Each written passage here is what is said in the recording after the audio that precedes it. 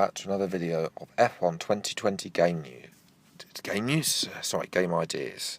Today we're going to be talking about contracts. Now contracts have really they've been improved since in F1 2018. Obviously contracts is a subject that probably needs to be looked at again. Whether next year's game or F1 21. So the idea is that these all get done and we'll probably bring them back around next year. So yes, number one, being asked by management about your teammate. If your teammate is not performing correctly, the management may ask for your opinion. As we know, Sebastian Vettel was very public. He didn't think that Leclerc was ready for this year, and this is the thing. Management can overrule you and make the decision, just like any management would overrule you in real life. But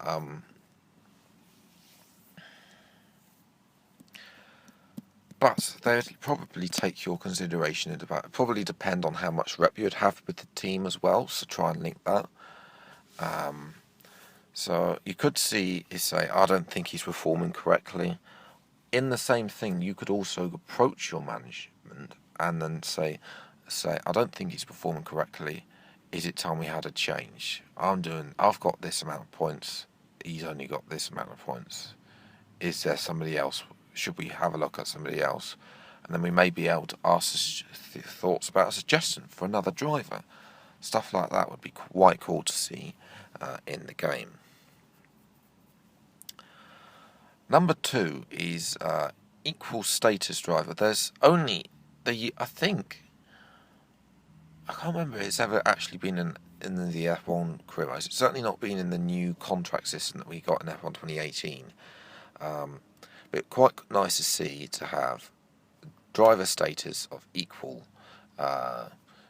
Basically meaning that you and your teammate are equal together. So that means you get equal decision. You get. This would also be nice if your teammate could earn their own R&D points, suggest what they want to do, say that they've decided to do that. So that could be interesting. I know there's a certain amount to stop the player that could lead to frustration. Which could leave but then that also could then say, you're not letting me take the R&D path that I want to take. I'm leaving the team. Stuff like that. There needs to be just a little bit more realism with the comes to contracts. Currently, the reputation system is a little bit flawed, and definitely the driver the ranking that rates you from rookie to veteran, that is definitely flawed, because you can become a veteran in your first season. Oh yeah, you're definitely a veteran after your first season. Yes. Would you call Charles Leclerc a veteran of the sport? Probably not. I'll say he's not a rookie, but he's not a veteran either. Which means he still makes the same with Max Verstappen. He's not even a veteran as well either. So they need to sort that out. Right, number three, and these last two, because I know this is only going to be a short video, but these last two are basically going to be together. First of all, choose your own engineer. I'm pretty sure we're all pissed off with Jeff Little Ananism, the way he comes up and says, "Nice move," but you've just literally turned a corner. You haven't made any move. Then there's also the one where it's a great overtake. Oh yeah, I made an overtake a couple of laps ago, mate. You didn't tell me then. You told me 2 laps later. So, and also he talks far too much, Jeff, when you're sat in the pits. He says, I know they're trying to integrate new players, make them learn about the multifunction display in the corner, but ultimately, I've been playing the game for years. I do not need to hear about the multifunction display. Same with Carl. Carl is, we all want, what was his name? Oh, I've forgotten his name. He's the R&D guy that was in F1 2017. His name's come. If I remember his name by the time I'm editing this video, his name will be on the screen now.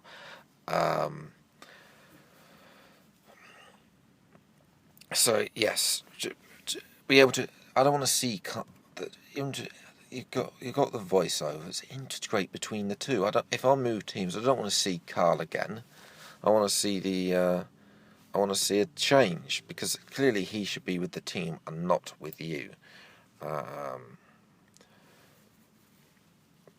So yes, to be able to choose your own engineer and also choose the own R&D guy as well would be actually quite cool. Just get a choice of 3, that's all we need for the game.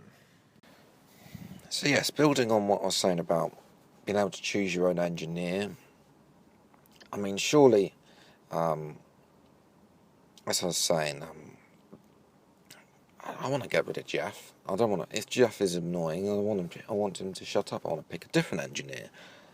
The same with. I also think that the Carl, the R&D guy, there needs to be different people. They've already had 2 R&D guys, because Chris, of course, is the other one. I'll go more into R&D in that episode, but I think that they need to have more than one person, because it's based on the team. It should be team based. That definitely for R&D, and not driver based. But yes, the final part of this video builds on this: choosing your own agent.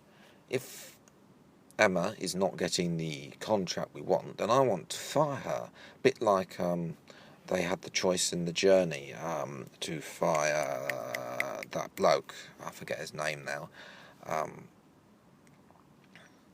But they had the choice to fire him or go with this new agent to be able to get the dream drive that they want.